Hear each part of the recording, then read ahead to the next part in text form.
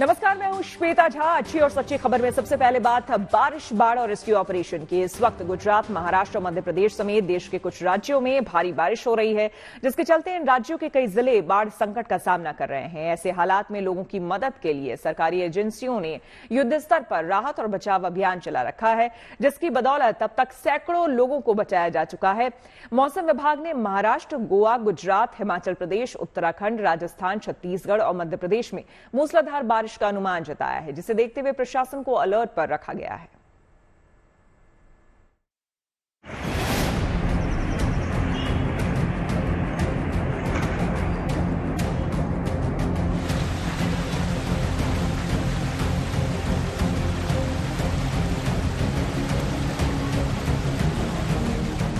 Monsoon की मूसलाधार बारिश ने लोगों को किस कदर प्रभावित किया है, उसकी गवाही अलग अलग राज्यों से आई ये तस्वीरें दे रही हैं। गुजरात से लेकर महाराष्ट्र तक, मध्य प्रदेश से लेकर छत्तीसगढ़ तक और बिहार से लेकर ओडिशा तक इन दिनों हालात कमोवेश एक जैसे ही बने हुए हैं। इन हालातों में लोगों की मदद के लिए जगह जगह रेस्क्यू ऑपरेशन चलाए जा रहे हैं। लेकिन सबसे ज्यादा खराब हालत गुजरात की है, जहां के कई जिलों में बीते कुछ दिनों से हो रही भारी बारिश के चलते नदियां और नाले उफान पर हैं। कई गांव टापू में तब्दील हो चुके हैं। जगह जगह लोग फंसे हुए हैं, जिन्हें बचाने के लिए एनडीआरएफ और एसडीआरएफ समेत तमाम सरकारी एजेंसियों को लगाया गया है, जो लगातार रेस्क्यू ऑपरेशन में लगी हुई हैं। हमने प्रिकॉशन के भाग के स्वरूप हमने करीबन 76 जितने रास्ते अभी ट्रांसपोर्टेशन के लिए बंद किए हुए। हमारे पीजीवीसीएल की टीम भी जहाँ जहाँ एग्रीकल्चर फीडर और ज्योतिग्राम फीडर में इश्यूज है उसको रिजॉल्व कर रही है। और ज्योतिग्राम फीडर में अभी एक भी फीडर बंद नहीं है, बट एग्रीकल्चर फीडर में करीबन 26 जितने फीडर हमने प्रिकॉशन के भाग के स्वरूप अभी हमने बंद किया हुआ है। अभी हमारे पास जो खबर आ रही है उस हिसाब से माणावदर ब्लॉक में हमने करीबन 1000 लोगों को सेफ स्थल पे हम लोगों ने शिफ्टिंग करवाया है और उसके लिए फूड और पानी वगैरह की व्यवस्था अभी हम लोग कर रहे हैं। दूसरा, हमारे पास अभी एनडीआरएफ की टीम है, एसडीआरएफ की एक टीम है। एसडीआरएफ की टीम को हमने माणावदर ब्लॉक के साइड अभी रवाना किया है, ताकि कहीं पे भी अगर शिफ्टिंग की और कोई रेस्क्यू की नौबत आए तो उसमें वो लोग हमें मदद कर पाए।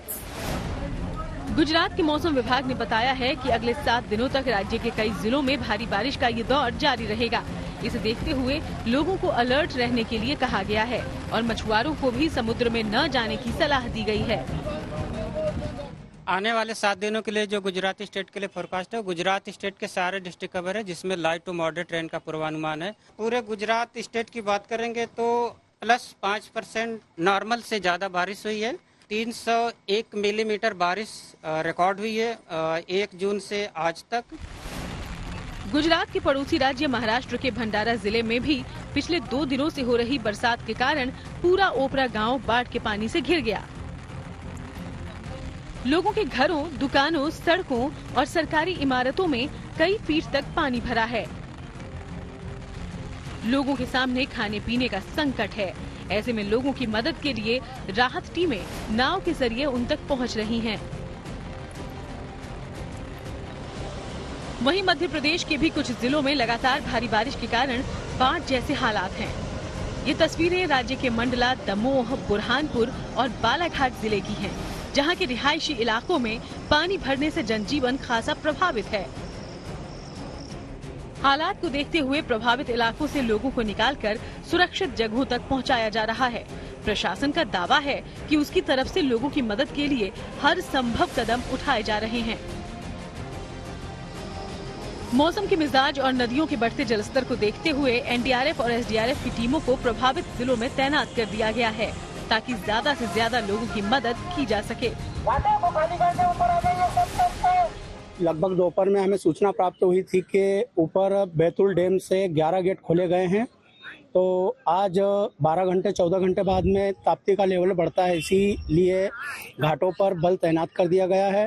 होमगार्ड का और एसडीआरएफ का बल अभी घाट पे लगा हुआ है और सुरक्षा के पुख्ता इंतजाम किए गए हैं। क्या हिदायत दी जा रही है?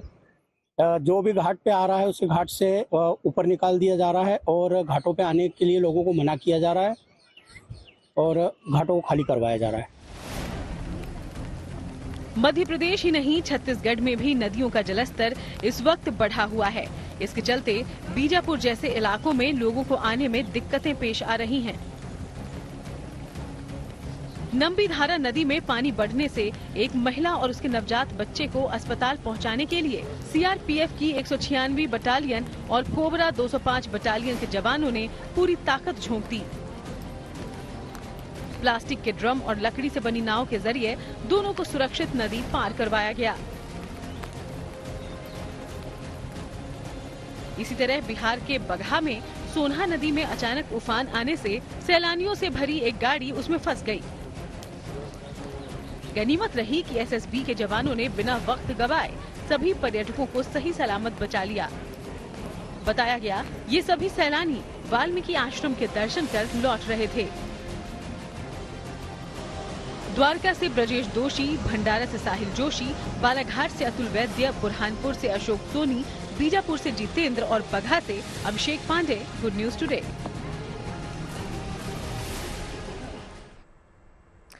और अब बात पड़ोसी देश बांग्लादेश की, जहां सरकारी नौकरियों में आरक्षण के खिलाफ भड़की हिंसा के बीच भारतीय छात्रों की वतन वापसी का सिलसिला लगातार जारी है। विदेश मंत्रालय ने बताया कि अब तक 4,500 से अधिक भारतीय छात्र स्वदेश लौट आए हैं और बाकी बचे छात्रों की भी सकुशल वतन वापसी की कोशिशें लगातार जारी हैं। इस काम में बीएसएफ यानी बॉर्डर सिक्योरिटी फोर्स भी अहम भूमिका निभा रही है। उन्होंने एस्कॉर्ट करा हमें यहाँ तक, स्पेशली बीएसएफ ने, इंडियन बीएसएफ ने। भी सिक्योरिटी के साथ निकले हमने इंडियन एम्बेसी के साथ कांटेक्ट में थे हम। 4 दिन से कुछ कनेक्शन नहीं था, इंटरनेट नहीं था, इसीलिए परेशानी हो रही थी। कॉलेजेस वगैरह भी तो बंद ही थे, तो हमने सोचा बेहतर वापस ही आना है।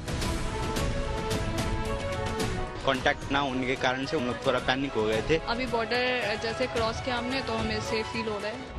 हाथों में लगेज बैग लेकर वतन वापसी करते इन छात्रों के चेहरों पर खुशी और सुकून का ये भाव देखकर इनके घर वालों ने राहत की सांस ली। ये तमाम छात्र हिंसा की आग में झुलस रहे पड़ोसी देश बांग्लादेश में मेडिकल की पढ़ाई करने गए थे, लेकिन वहाँ सरकारी नौकरी में आरक्षण को लेकर हुई हिंसा में ये फंस गए थे, जिसके बाद सरकार ने भारतीय छात्रों की वतन वापसी की कोशिशें शुरू की और ये कोशिश जल्द ही रंग ले आई। बीएसएफ की ओर से जैसे ही यहाँ पे स्टूडेंट्स जो आ रहे हैं उनको हर जो संभव सुविधा है वो मुहैया कराई जा रही है। उनको पानी दिया जा रहा है, किसी की अगर बातचीत नहीं हो पा रही है घर में तो उसकी बातचीत कराई जा रही है, क्योंकि पिछले 3-4 दिनों से इंटरनेट बंद था, इंटरनेशनल जो कॉलिंग थी वो भी नहीं हो पा रही थी। ऐसे में बहुत परेशानी में थे ये स्टूडेंट्स, और ये सब इंडियन स्टूडेंट्स हैं और फिलहाल अब भारत पहुंचे हुए हैं। नेपाल, भूटान जो विदेश हैं वहाँ के भी स्टूडेंट्स जो हैं वो भारत के ही सीमा से अंदर आ रहे हैं और नेपाल या भूटान जा रहे हैं। और परिस्थिति यहाँ पर यह है कि बीएसएफ की ओर से एक हेल्प डेस्क भी यहाँ पर बनाया गया है। इस हेल्प डेस्क के जरिए, और ये सिर्फ स्टूडेंट्स के लिए हैं जो भारतीय स्टूडेंट्स फंसे हुए हैं, उनको बीएसएफ की ओर से लगातार यहाँ पर जो सुविधा है वो मुहैया कराई जा रही है। अगर किसी की बातचीत नहीं हो पा रही है तो बीएसएफ के जो अधिकारी यहाँ पर हैं वो उनकी बातचीत घर वालों से करवा रहे हैं। हेल्प डेस्क खोला गया है, अभी मैं आपको दिखाता हूँ। हेल्प डेस्क यहाँ पर आईसीपी पेट्रापोल में, ये सिर्फ और सिर्फ बीएसएफ की ओर से स्टूडेंट्स के लिए खोला गया है, जो भारतीय स्टूडेंट्स लगातार पिछले 3-4 दिनों से यहां पर भारत में प्रवेश कर रहे हैं। विदेश मंत्रालय की तरफ से बताया गया है कि बांग्लादेश में करीब 15,000 भारतीय नागरिक हैं, जिसमें 8,500 छात्र शामिल हैं जो वहां के मेडिकल कॉलेजों में पढ़ते हैं।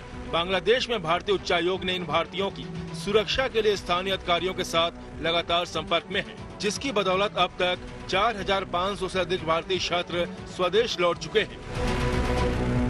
कहाँ पे थे, किसकी पढ़ाई कर रहे थे? हम वहाँ पे करते हैं एमबीबीएस की अद्दी नकीस मेडिकल कॉलेज खुलना के अंदर। तो यहाँ पे भारतीय दूतावास से संपर्क किया, फिर आप लोग आए, किस तरह से आए? हाँ, हमने भारतीय से करा था, एमबीसी इंडिया से, तो उन्होंने सपोर्ट किया हमको और यहाँ से हम कांटेक्ट से आ गए। हम घर से संपर्क अब हो पाया है? जी, इंटरनेशनल कॉल तो हो पा रहा है लेकिन क्लियर बात नहीं हो पा रही थी। घर वाले भी घबरा रहे थे, तो उन्होंने कहा जितना जल्दी आप निकल सकते हो तो आप निकल जाओ वहाँ से। सिचुएशन तो खुलना की वैसे नॉर्मली थी, ढाका में तो ज़्यादा टेंस है, लेकिन यहाँ पे हमने सोचा कि अब बात भी नहीं हो पा रही है और इंटरनेट भी नहीं चल रहा है, तो हमने सोचा अच्छी बात यही है कि हम घर ही चले जाएं।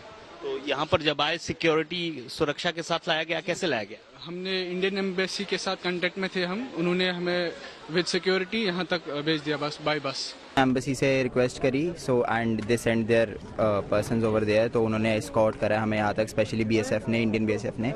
सो बीएसएफ को बहुत ज़्यादा थैंक यू हमारी तरफ से, because they provided us with food and everything. इन भारतीय छात्रों की वतन वापसी में बीएसएफ यानी बॉर्डर सिक्योरिटी फोर्स और बॉर्डर गार्ड्स बांग्लादेश ने अहम भूमिका निभाई है, जिसके चलते सैकड़ों छात्र त्रिपुरा के बॉर्डर के रास्ते वापस भारत आए हैं, जिनके लिए खाने पीने और ठहरने का इंतजाम बीएसएफ की ओर से किया गया। जैसा सबको पता है, वर्तमान में जो बांग्लादेश में जो परिस्थितियां हैं, उनके कारण जो ये इंडियन स्टूडेंट्स जो बांग्लादेश में पढ़ रहे हैं डिफरेंट कॉलेजेस में, वो वापस आ रहे हैं डिफरेंट आईसीपीज से। और इसी प्रोसेस में कल और आज को अगर हम देखें तो यहाँ त्रिपुरा की जो आईसीपीज और इस पर लगभग 150 के आसपास स्टूडेंट्स अभी तक आ चुके हैं, और भी स्टूडेंट्स के आने की संभावना है। और जो बीएसएफ के सीनियर ऑफिसर्स भी बीजीबी ऑफिसर्स के साथ रेगुलर कांटेक्ट में है, उनकी सुरक्षित वापसी को सुनिश्चित करने के लिए। और बीएसएफ भी ये इंश्योर कर रही है कि वो आएँ और उसके बाद में अपने घर वापसी उनकी सुरक्षित तरीके से हो सके।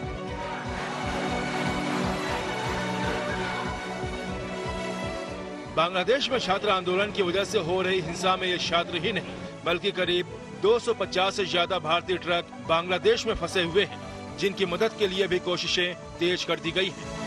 भारत और बांग्लादेश का ये बॉर्डर है और ये सबसे बड़ा लैंड पोर्ट भी है, सबसे ज्यादा व्यापार इसी पोर्ट से किया जाता है। लेकिन अभी पिछले कई दिनों से बांग्लादेश की जो हालत है उसकी वजह से व्यापार लगभग ठप पड़ा हुआ है और ट्रक उस पार भी फंसे हुए हैं, इस पार भी फंसे हुए हैं। ऐसे में जो यहाँ पे एसोसिएशंस हैं उनके लोग कोशिश कर रहे हैं कि वहां पर जो ट्रक फंसे हुए हैं उनको किसी तरह यहाँ लाया जाए। 200 से 250 गाड़ियां इस वक्त बांग्लादेश में फंसी हुई हैं और उसमें खास तौर पर जो बाहरी राज्यों के ड्राइवर हैं, पंजाब, हरियाणा या उत्तर प्रदेश, जिनको बांग्ला नहीं आती है, उनको बड़ी समस्या है, खाने की समस्या है, रहने की समस्या है, सुरक्षा की समस्या है। ऐसे में उनको वापस लाने की कोशिश भारतीय पक्ष की ओर से लगातार हो रही है। वही खबर है कि पड़ोसी बांग्लादेश के मौजूदा हालात को देखते हुए भारत ने बॉर्डर पर सैनिकों की तैनाती तेज कर दी है और किसी भी स्थिति से निपटने के लिए बीएसएफ को हाई अलर्ट जारी कर दिया गया है। पेट्रापोल बॉर्डर से Anupam Mishra, good news today. और अब बात आज पेश किए गए बजट की, जिस पर मिडिल क्लास यानी कि मध्यम वर्गीय लोगों की भी नजर थी, जिसमें ज्यादातर नौकरी पेशा ही हैं जो पूरी ईमानदारी से हर साल इनकम टैक्स भी भरते हैं। फिर भी इनकम टैक्स में उन्हें राहत कम ही मिलती है। लगातार तीसरी बार सत्ता में आई मोदी सरकार का फोकस मिडिल क्लास पर भी था। मोदी सरकार ने मिडिल क्लास से आने वाले आयकर दाताओं को बड़ी राहत दी है। वित्त मंत्री निर्मला सीतारमण ने स्टैंडर्ड डिडक्शन की लिमिट 50,000 रुपए से बढ़ाकर 75,000 रुपए कर दी है। इनकम टैक्स एक्ट के तहत नौकरी करने वाले लोगों को स्टैंडर्ड डिडक्शन के तौर पर खास राहत मिली हुई है। एक निश्चित अमाउंट नौकरी करने वाले व्यक्ति की टैक्सेबल इनकम से घटाने की इजाजत होती है। इससे टैक्स पेयर्स की टैक्सेबल इनकम घट जाती है, जिससे उनकी टैक्स लायबिलिटी भी कम हो जाती है। स्टैंडर्ड डिडक्शन की लिमिट 50,000 रुपए से बढ़कर 75,000 रुपए हो गई है, जिसका फायदा पेंशन पाने वालों को भी मिलेगा। इसके साथ ही न्यू टैक्स स्लैब में एक बार फिर बदलाव किया गया है। न्यू टैक्स स्लैब में बदलाव से टैक्स पेयर्स कम से कम 17,500 रुपए बचा पाएंगे। आपको बता दें कि पहले की तरह अब भी 0 से 3 लाख तक की आमदनी पर कोई टैक्स नहीं है। पहले 3 से 6 लाख के इनकम पर 5% टैक्स लगता था। अब 3 से 7 लाख की आय पर 5% आयकर लगेगा। पहले 6 से 9 लाख की आमदनी पर 10% टैक्स देना पड़ता था। उसकी अब 7 से 10 लाख की आय पर 10% आपको टैक्स भरना होगा। पहले 9 से 12 लाख पर 15% टैक्स लगता था। अब 10 लाख से 12 लाख की आय पर आपको 15% टैक्स देना होगा। पहले भी 12 लाख से 15 लाख की आय पर 20% आयकर था। अब भी 12 लाख से 15 लाख की आय पर 20% आयकर भरना होगा। पहले 15 लाख से ज्यादा की आय पर 30% टैक्स लगता था। अब भी 15 लाख से ऊपर की सालाना कमाई पर 30% टैक्स ही लगेगा। यानी कि नए टैक्स रिजीम में आखिरी 2 टैक्स स्लैब में किसी तरह का बदलाव नहीं हुआ है। दरअसल सरकार चाहती है कि ज्यादा से ज्यादा लोग नया टैक्स सिस्टम अपनाएं। सरकार न्यू टैक्स रिजीम के दायरे में ज्यादा से ज्यादा टैक्स पेयर्स को लाना चाहती है।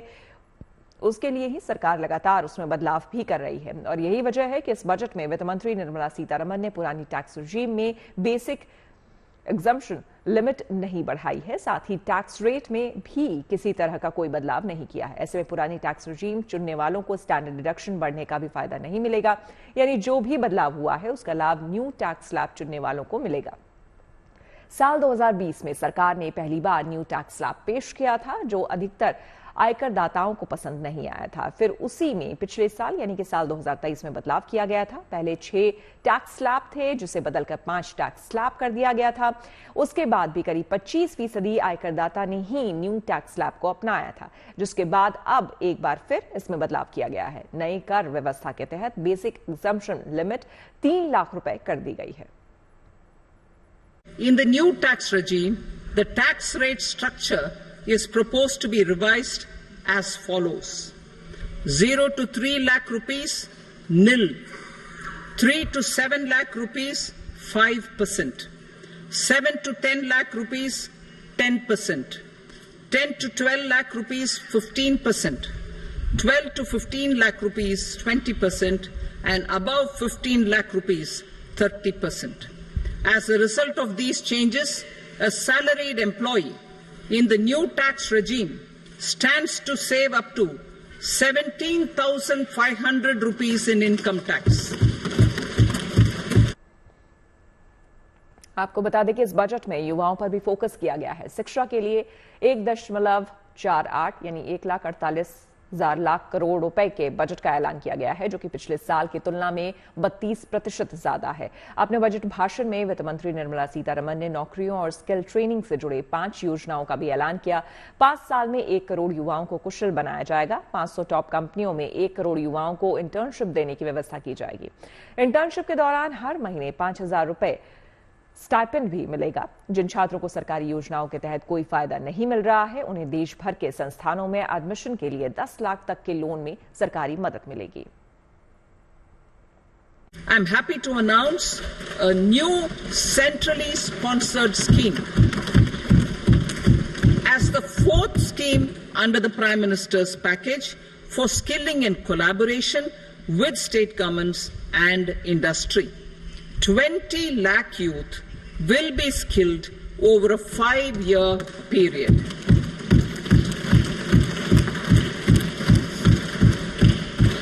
Thousand industrial training institutes will be upgraded in hub and spoke arrangements with outcome orientation. Course content and design will be aligned to the skill needs of industry, and new courses will be introduced for emerging needs. Skilling loans.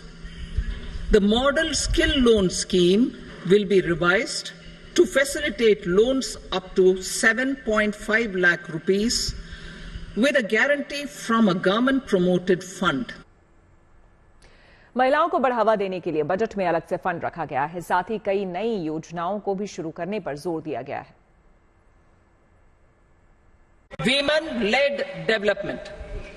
For promoting women-led development, the budget carries an allocation of more than 3 lakh crore for schemes benefiting women and girls. This signals our government's commitment for enhancing women's role in economic development.